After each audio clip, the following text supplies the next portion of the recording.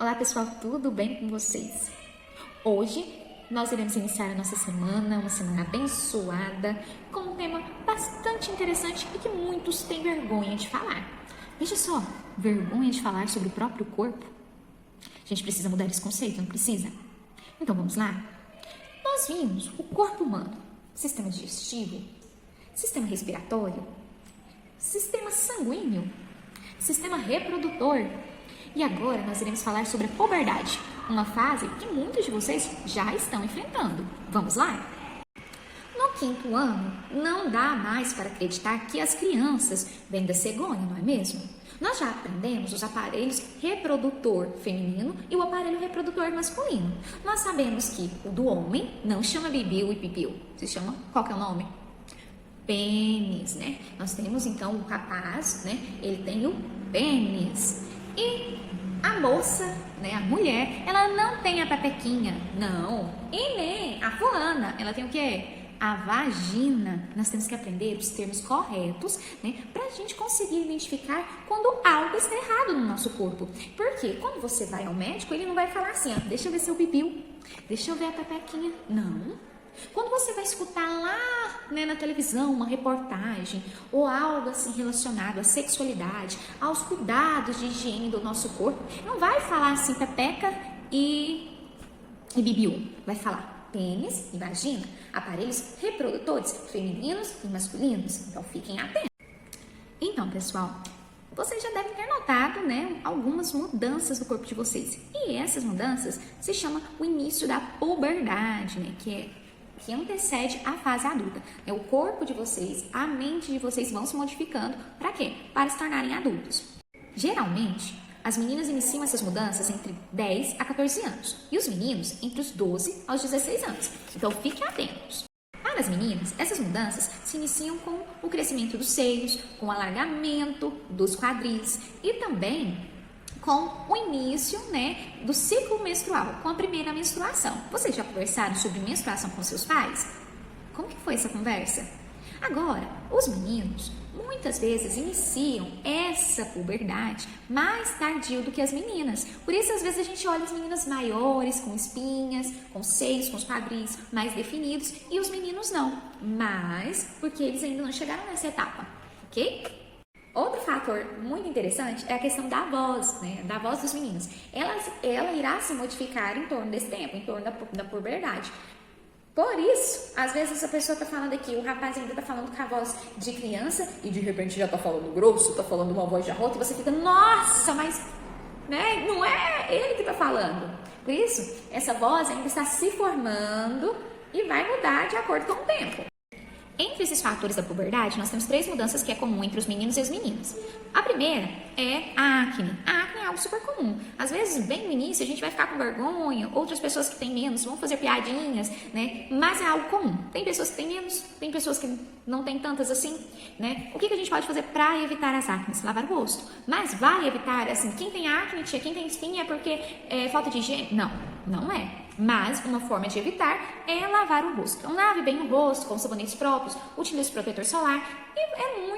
E é muito relativa essa questão, porque a tia Ingrid mesmo teve muitas espinhas. O rosto dela ficava vermelhinho de tantas espinhas. E outras pessoas tinham pouquíssimas, né? Então, é bem relativo. Segundo, os odores, né? Agora a gente não cheira mais neném. Na puberdade, vocês passam a ter odores. Como assim, tia Ingrid? Vocês já ouviram falar do CC Gambê? Aquele mau odor aqui debaixo do sovaco? Então, gente, quando vocês estão na puberdade, o seu corpo passa a transpirar mais, né? Os seus hormônios, né? Então, o que acontece? Dá um mau cheiro. Por isso, vocês têm que utilizar o quê? O desodorante e o antitranspirante. Existem vários antitranspirantes e desodorantes no mercado. E vocês só vão saber qual é o melhor para você, qual adapta melhor a pele de vocês quando vocês estiverem usando e testando. Porque muitas vezes fala assim, nossa, mas eu utilizo desodorante, mas hoje eu tô com uma suvaqueira. Mas o que acontece? Aquele desodorante não é bom para minha pele. Por isso, o que é bom para você, talvez não seja bom para mim.